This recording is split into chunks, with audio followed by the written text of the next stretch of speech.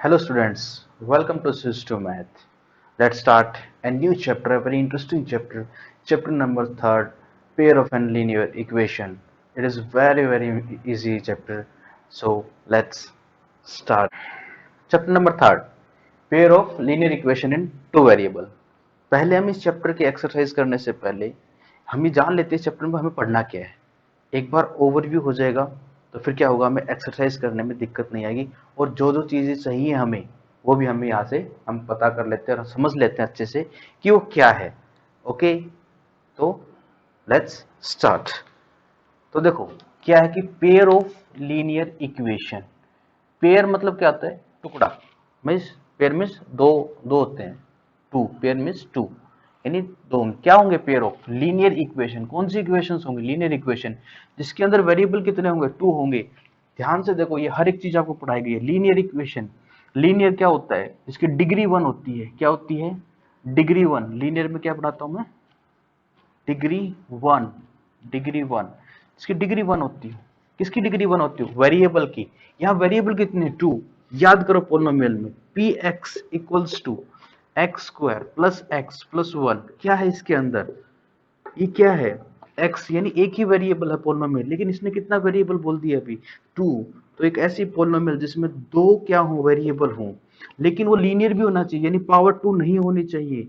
यहाँ पर टू नहीं, यानी ये सिंपल क्या है? लीनियर इक्वेशन है, लेकिन इसमें वेरिएबल कितना? एक ही है। अब मैं यहाँ लिखता हूँ x plus y plus plus साथ में कोई भी कांस्टेंट आ जाता है, क्योंकि देखो हम पता है ना कि पहले पावर वन फिर लास्ट में एक और पावर हम लिखते हैं, तो कांस्टेंट लिखना पड़ता है। तो मान लो लिख देता हूँ मैं थ्री। तो ये क्या होगी? एक पोलिनोमियल होगी। लेकिन मुझे यहाँ पोलिनोमियल नहीं चाहिए, मुझे क्या चाहिए? इक्वेशन। तो इक्वेशन जब चाहिए होती है ना, तो इक्वल्स टू में क्या लगा देते हैं हम? जीरो। तो इसी टाइप की इक्वेशंस को हम क्या बोलते हैं? Linear equation. कौन सी इक्वेशन? लीनियर, बिकॉज पावर क्या है? वन है। और क्या है ये? टू वेरिएबल्स में। ये लो जी, एक्स और वाई टू वेरिएबल्स हो गए। जरूरी नहीं एक्स वाई आएंगे, कुछ भी आ सकता है। एम एन आ सकते हैं, के एल आ सकता है, कुछ भी आ सकते हैं। उसका आपको हेडेक नहीं लेना है। आपको सिंपली क्या मानना है? ये हमारे पास इक्वेशन है, ठीक है। ये भी हो सकता है two x three y plus three, कुछ भी। यहाँ जो कोफिशिएंट में तो कुछ भी हो सकता है ना यहाँ पर। तो ये क्या है? Linear equation in two variable. ऐसे ही एक और लिख दो, three x plus five y plus seven equals to zero. तो क्या हो गया? ये पेयर हो गया ये। तो इस चैप्टर का नाम क्या हो गया? Pair of linear equations. Linear means degree one, equation means equals to zero in two variable. दो वेरिएबल होती है, यहाँ एक्स और ये वाई, और ये एक्स और ये वाई। टू वेरिएबल्स के अंदर क्या हो गया ये मेरे पास? Pair of a linear equation in two variable. Okay, अभी क्या करना है इस चैप्टर के अंदर? हमें इन्हीं पे काम करना है, इन्हीं को हम ग्राफ में रिप्रेजेंट करेंगे। मतलब मीन्स इन्हीं की हम ज्योमेट्रिकल फॉर्म देखेंगे। सेकंड चैप्टर में बताया भी आपको कि ज्योमेट्रिकल फॉर्म इनकी कैसे होती है। तो इस तरीके से इनके भी ज्योमेट्रिकल फॉर्म करेंगे। ये आपने किया भी है, इस टाइप की इक्वेशंस को आपने क्लास 9th के अंदर चैप्टर नंबर 4.3 में क्वेश्चन नंबर 1 में इस टाइप को आपने ग्राफ में किया है। तो आप एक को ग्राफ में करोगे तो उसी ग्राफ में दूसरे को भी कर दो, क्या फर्क पड़ेगा? कुछ नहीं, एक लाइन ही तो है। अगर एक बात और समझना, लीनियर है, लीनियर है मतलब वन डिग्री, और वन डिग्री ग्राफ के अंदर हमेशा एक स्ट्रेट लाइन बनाएगी। मीन्स ये इक्वेशन हमेशा क्या बनाएंगे? Straight line. आपकी ग्राफ में अगर और लाइन स्ट्रेट नहीं आ रही, इसका मतलब आपका ग्राफ गलत है। Then we start this to study on these two equations. Then let's start. Okay, let's start. हम क्या करेंगे? इन दो इक्वेशंस के बाद इसमें हम इन चार चीजों को पढ़ेंगे। अगर ये चार चीजें कर लेना, हमें हमें अगर ये चार चीजें समझ में आ गई, तो आप ये समझ लो ये चैप्टर आपके लिए बिल्कुल आसान है। इतना आसान है कि आप फ्री के नंबर लोगे यहाँ से। So let's start. Journal form कैसे लिखता हूँ? पहले मैं कोई इक्वेशन लिख लेता हूँ, लीनियर इक्वेशन लिख लेता हूँ मैं, जिसके दो वेरिएबल होते हैं। कोई भी लिख लो आप, कोई फर्क नहीं पड़ता है। टेंशन नहीं लेनी, बिल्कुल आराम से करेंगे। Two x plus three y plus seven equals to zero, ये लिख दिया मैंने एक इक्वेशन। अब क्या करो? देखो यहाँ टू है, यहाँ कुछ भी हो सकता है। थ्री फोर यानी कांस्टेंट होगा, तो मैं मान लेता हूँ क्या? ए। ये क्या माना मैंने? कांस्टेंट माना। वेरिएबल कौन रहेगा? एक्स। यहाँ कौन है? बी। वेरिएबल कौन रहेगा? वाई। यहाँ कौन रहेगा? यहाँ भी कांस्टेंट है, तो यहाँ ए मानना, यहाँ बी मानना, या क्या मान लूंगा? सी मान लूंगा। जीरो। ये क्या हो गया मेरे पास? जर्नल फॉर्म होगी। अच्छा एक बात और देखो, ए की value not equals to zero, B की value not equals to zero. याद करो पोलिनोमियल चैप्टर क्या बताया था कि जो मेन जो हमारे पास वेरिएबल्स होते हैं उनके जो साथ में जो कोफिशिएंट होते हैं वो कभी भी जीरो नहीं होते। कारण वही कारण है कि अगर ये जीरो हो जाते हैं तो ये क्या नहीं रहेगी, लीनियर इक्वेशन इनटू वेरिएबल में ही नहीं रहेगी। मैं समझाता हूँ कैसे। देखो एक बार ए की वैल्यू आप जीरो पुट कर दो, एक बार देखो ए की वैल्यू जीरो पुट कर दी तो ये तो मल्टीप्लाई में है, तो जीरो को एक्स से मल्टीप्लाई करो, कितना आएगा, जीरो ही आ जाएगा। और यहाँ क्या है, बी वाई है प्लस सी है इक्वल्स टू जीरो है। आइए कुछ समझ में, अगर ये जीरो हो गया तो ये हट गया, ये क्या बन गया, ये लीनियर इक्वेशन तो है, बिल्कुल है, लेकिन ये टू वेरिएबल में नहीं, अब ये वन वेरिएबल में रह गई। इसका मतलब ये कभी जीरो नहीं हो सकता, ना ही ये जीरो हो सकता है, क्योंकि ये जीरो हो गया तो फिर ये बच जाएगा, और दोनों ही जीरो हो गए तो ओनली सी बचेगा, वो कांस्टेंट है, वो कोई इसका मतलब नहीं रहेगा। This is the reason why a is not equal to 0, b is not equal to 0. It means this is a general form. ये अच्छे से देख लो, अच्छे से दिमाग में बिठा लो, क्योंकि ये हर जगह काम आएगी हमारे लिए। ठीक है, तो ये क्या है, journal form of linear equation into variable. Okay, तो हमारा फर्स्ट टॉपिक हो गया। सेकंड क्या है, ज्योमेट्रिकल फॉर्म्स। अब देखो कितनी हमें यूज करनी है, क्या करेंगे, कितनी हमें इक्वेशंस यूज करनी है, टू इक्वेशंस यूज करनी है। अब जैसे हमने ये बात तो पता है कि जैसे मैं लीनियर इक्वेशन को ज्योमेट्री यानी ग्राफ के अंदर, कार्टेशियन प्लेन के अंदर अगर मैं ड्रॉ करता हूं, किसी भी इक्वेशन को मैं ड्रॉ करता हूं, तो क्या होगा, एक स्ट्रेट लाइन आएगी भाई साहब, आएगी एक स्ट्रेट लाइन। समझ में आ रहा है, नहीं आ रहा है, दोबारा सुन लो। क्या है कि जब भी मैं किसी लीनियर इक्वेशन को एक ग्राफ में ड्रॉ करूंगा तो क्या होगा, ओनली एक स्ट्रेट लाइन आती है। भाई ये मैं लीनियर इक्वेशन कर रहा हूँ, लीनियर इक्वेशन हमेशा स्ट्रेट लाइन ही देगी। तो अगर मैं एक कर रहा हूं तो एक लाइन आएगी, अगर दो इक्वेशन करूँ कितनी आएंगी, दो लाइन आएंगी, नॉर्मल सी बात है। लो जी दो लाइन आ गई, लेकिन क्या सर क्या इधर ही आएगी, क्यों ऐसे नहीं आ सकती, ऐसे नहीं आ सकती, कैसे आ सकती है वो एक बार देख लेते हैं हम।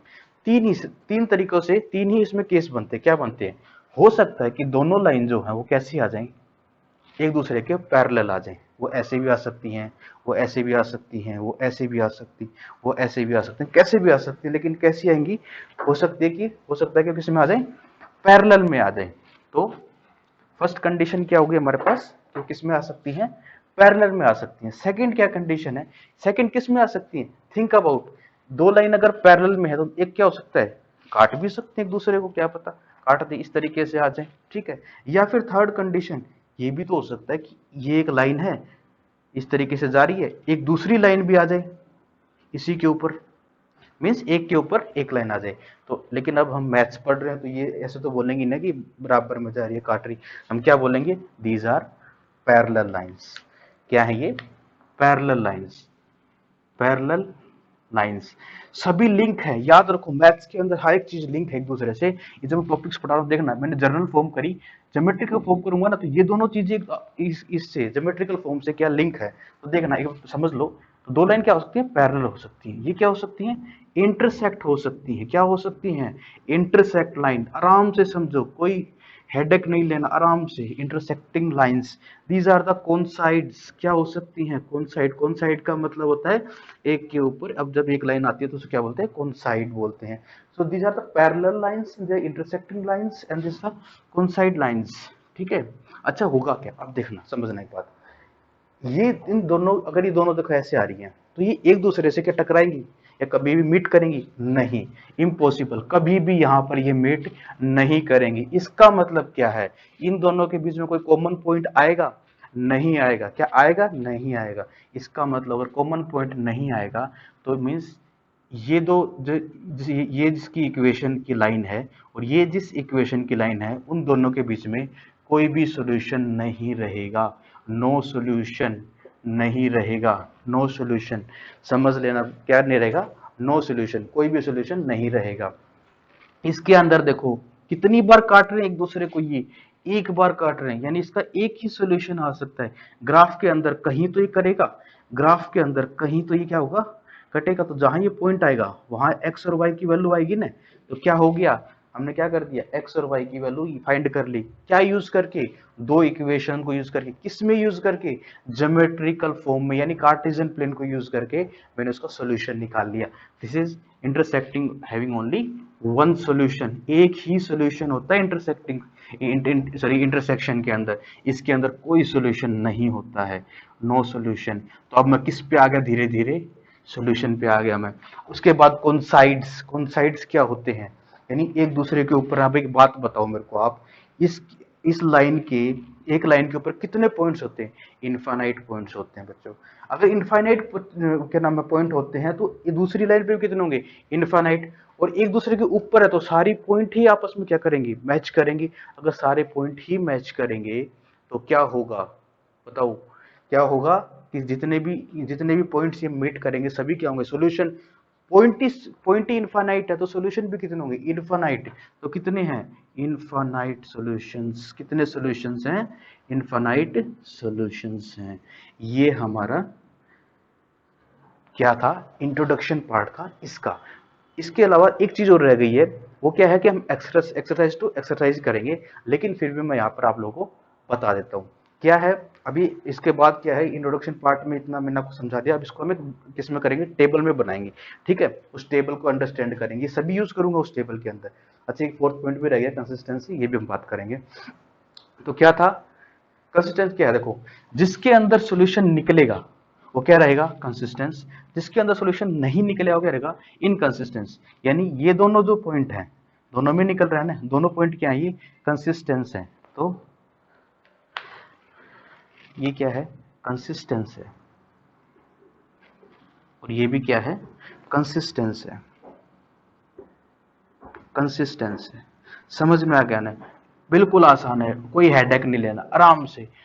नहीं निकला सॉल्यूशन मत निकलने दो, क्या है, इनकंसिस्टेंस है, हम जी दूसरे आपको उसमें डाल देंगे, ठीक है, दूसरे पार्ट में डाल देंगे। तो ये कंसिस्टेंस है, ये कंसिस्टेंस है, ये इनकंसिस्टेंस है।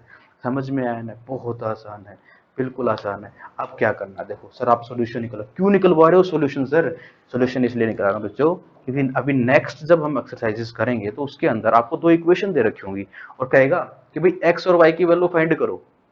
तो हमें क्या करना पड़ेगा, उनको सोल्व करना पड़ेगा। तो सोल्व करने के कुछ तरीके हैं, वो हम एक्सरसाइज में करेंगे। एलिमिनेशन मेथड है, क्रॉस मल्टीप्लिकेशन मेथड है, क्या नाम है, वो सब्स्टिट्यूशन मेथड है। तो ये सब क्या है, ये हम अगले एक्सरसाइज के दौरान करेंगे, ताकि हम एक्सरसाइज करेंगे तो उसमें एग्जाम्पल्स भी हो जाएंगे। अभी मैं बोल बोल बताऊंगा तो इतना नहीं समझ में आएगा। तो without wasting your time, this is the introduction part. अब हम इसको क्या करेंगे, कंप्लीट जितना हमने पढ़ा है, अब इस पूरे को उठा के एक टेबल में हम डाल देंगे, ठीक है, और उससे क्या होगा, हमें पढ़ने में आसानी होगी। Then let's start. ओके, ये टेबल हमारे पास, इस टेबल को हम क्या करें, फिल करेंगे। तो जैसा हमने अब तक इंट्रोडक्शन पार्ट में किया ना, बस उसी का मैं यूज करने वाला हूँ। तो जैसे मैंने एग्जांपल्स ले लिए पहले, ये ठीक है। तो ये जो एग्जांपल है मैं आपको बताता हूँ ग्राफ में है कैसे एक्चुअल में। तो ये वाला जो ग्राफ है ना, ये कैसे बना हुआ है, ये क्या हुआ है, इस तरीके से। फर्स्ट वाला जो ग्राफ है उसमें जो ये दोनों की जो लाइंस बनी है वो कैसे बनी है, इंटरसेक्टिंग बनी है। तो मैं लिख लेता हूँ, कहाँ पर लिखूँ, तो ग्राफ में क्या हुआ है, ग्राफ में, तो ग्राफ में क्या हुआ है, इंटरसेक्ट हुआ है, क्या हुआ है, इंटरसेक्ट। क्योंकि देखो हम और तो कोई फॉर्मूला है नहीं निकालने का, तो सीधा ही निकाल लेते हैं हम। तो इसमें क्या हुआ, इंटरसेक्ट हुआ है। इसके अंदर क्या हुआ है, इसके अंदर कोइंसाइड, यानी एक दूसरे के ऊपर लाइन आई है, कोइंसाइड्स, ठीक है। फिर इसमें क्या हुआ मेरे पास, इसमें क्या हुआ है, इंटरसेक्टिंग हो गया, कोइंसाइड हो गया, तो क्या बच गया, पैरेलल लाइंस। इसके अंदर क्या आई हैं, पैरेलल लाइंस आई हैं। अब इसमें देखो एक चीज देखना, इसी का देखो यूज करके हम कुछ ट्रिक भी निकाल सकते हैं, यानी हम इतना बड़ा ग्राफ वगैरह ना बनाना पड़े और सीधा ही बता दें हम इक्वेशंस को, वो भी हम यहीं से फाइंड करना सीखेंगे, ठीक है। तो देखो अब क्या करना है, सबसे पहले कंपेयर करो। तो जैसे क्या बताया था, जनरल फॉर्म क्या थी, A X B Y plus C equals to zero. एक एक इक्वेशन के लिए ना, पर मुझे इक्वेशन कितनी चाहिए, दो। तो मैं क्या करता हूँ, नाम ले लेता हूँ, A one B one C one, और इसको क्या देता हूँ नीचे वाले को, A two X B two Y and C two. ये क्या होगा, ताकि अलग अलग हमें पता लग जाए। तो देखो अभी मुझे क्या करना है, कंपेयर करना है। तो कंपेयर करो, यहाँ पर ए वन कौन है, एक्स के साथ वाला यानी कोफिशिएंट, ए टू कौन है, एक्स के साथ वाला कोफिशिएंट। B1 कौन है, y के साथ कोफिशिएंट, ऐसे ही यहाँ पर y के साथ B2 कोफिशिएंट, यहाँ C1 तो कांस्टेंट खुद ही है, यहाँ C2 कांस्टेंट है। तो मैं ये तीनों चीजें यहाँ से निकालने वाला हूँ, ठीक है। तो पहले सबसे पहले A1, तो पहले इसके लिए देखो A1 की वैल्यू क्या है, यहाँ लिख लेते हैं पहले आराम से। इसके लिए A1 की वैल्यू क्या है, 1 है, क्योंकि साथ में कुछ है ही नहीं। यहाँ ये क्या है, B2 की वैल्यू, सॉरी B1 की वैल्यू क्या है, साथ में क्या है -2, तो कितना हो गया -2। सी की वैल्यू क्या है, दे ही नहीं रखी, इसका मतलब क्या है 0। तो हमारे पास ये आ गई A1 B1 C1। ऐसे मैं A2 निकालूंगा, तो A2 की वैल्यू क्या है मेरे पास 3, और B2 की वैल्यू क्या है 4। ऐसे ही C1 की वैल्यू क्या है, C2 की वैल्यू क्या है मेरे पास 20, ठीक है, -20। अब मैं इसमें लिख लेता हूँ, कैसे लिखूंगा, डिवाइड में लिखूंगा इस तरीके से, ठीक है। तो लिखो, तो A1 की वैल्यू क्या है 1, और दिस इज 3। ऐसे ही की वैल्यू कितनी आ गई, -2/4, ठीक है। और फिर ये वैल्यू कितनी आ गई हमारे पास, 0/-20। इसका मतलब क्या है, कट के आ जाएगा ना, 1/-2 आ जाएगा कट के। तो क्या हुआ, आपने देखा कि जो ये पहले वाली जो है ना, यानी यानी ये जो पोर्शन है ये इसके इक्वल नहीं है। इसका मतलब A1 A2 is not equal to B1 B2। यानी देखो क्या फॉर्मूला मिला, बड़ा इंटरेस्टिंग है, ध्यान से सुनना। अगर किसी इक्वेशन आप में किसी इक्वेशन में आपने इस तरीके से चेक कर लो, चेक करने के बाद अगर पहले दोनों क्या निकले, दोनों बराबर ना आए, तो याद रखना वो दोनों इक्वेशन ग्राफ में हमेशा क्या करेंगी, वो लाइंस जो बनेंगी उस ग्राफ की इंटरसेक्ट करेंगी हमेशा। और अगर वो इंटरसेक्ट करें तो सोल्यूशन कितने होंगे, तो अलजेब्रा इंटरप्रिटेशन का मतलब होता है उसके सोल्यूशन बताओ। तो कितने सोल्यूशन होंगे, हमने किए थे 1 सोल्यूशन, एक ही सोल्यूशन आएगा, ठीक है। कौन साइड में, इनफाइनाइट से पढ़े थे हमने, इनको भर लेते हैं हम, इनफाइनाइट। पैरेलल में तो नो सोल्यूशन, कोई सोल्यूशन होता ही नहीं है, ठीक है। देख लो आप, एक इक्वेशन पता है ना, तो आप दाएं बाएं से कहीं से आप उसको पता लगा सकते हो। ऐसे ही क्या करेंगे, कौन साइड के अंदर पता करेंगे हम। तो वैसे ही A1 की वैल्यू क्या आएगी, यहाँ से 2, B1 की वैल्यू क्या आएगी 3, यहाँ पर क्या आएगा -9, यहाँ कितना आएगा 4, यहाँ कितना आएगा 6, यहाँ कितना आएगा -18, ठीक है भाई। अब इसको यहाँ करके देखो, 2/4 काटो, कितना आ गया 1/2। फिर नेक्स्ट है 3/6, कितना आ गया 1/2। फिर नेक्स्ट कितना है -9/-18, काटो, माइनस से माइनस कैंसिल आउट, 9 1 9, ये 2 आ गया 1/2। इसका मतलब क्या, तीनों ही बराबर आ गई। इसका मतलब A1/A2, B1/B2 और C1/C2, अगर तीनों ही अगर ये बराबर आ जाएं तो क्या करेगी लाइन, कौन साइड, एक नॉर्मल सी बात बताओ, देखो ध्यान से। यहाँ अगर इस पूरी इक्वेशन को मैं 2 से डिवाइड कर दूं, 2 से डिवाइड कर दूं, तो देखो ये कितना, 2 1 2, 2 2 4, 3, ये क्या बन गया 9। तो जस्ट 2 से मल्टीप्लाई किया था ना, इक्वेशन तो सेम है, याद रखना कौन साइड के लिए हमेशा ऐसी आएगी, वो उसी इक्वेशन को 3 से मल्टीप्लाई कर देगा, 4 से मल्टीप्लाई, यानी देखते ही समझ में आ जाएगी कौन साइड है कि नहीं है। बात समझ में आ रही है, बहुत आसान है, बहुत ईजी है, आप लगे रहो बस। देखो टेंशन नहीं लेनी है, बस चलते रहना है। यहाँ देखो क्या है, यहाँ से मैं, यहाँ 1 है, तो ए की वैल्यू कितनी आ गई है, 1 की वैल्यू 1 आ गई। यहाँ से कितनी आ गई, यहाँ से इसकी वैल्यू आ गई मेरे पास 2 आ गई। यहाँ कितनी आ गई, C1 की वैल्यू -4 आ गई। यहाँ कितनी आ गई, A2 की वैल्यू 2 आ गई है। ये देखो यहाँ से B2 की वैल्यू कितनी आ गई है, 4 आ गई है। यहाँ कितनी आ गई, -12 आ गई है। कितना आसान है, देखो बस आपको उठा के रखते हो, यहाँ 1/2 आ गया सीधा, 1/2। वैसे आप देखो ये सब लिखने की जरूरत भी नहीं है, वैसे कर सकते हो। यहाँ 1/2, यहाँ 2/4, 2/4 यानी कट के 1/2 आ जाएगा। फिर यहाँ से क्या है, काटो, -4/12, तो कितना आ गया, माइनस से -4 1 जा 4, 4 3 जा 12, 1/3।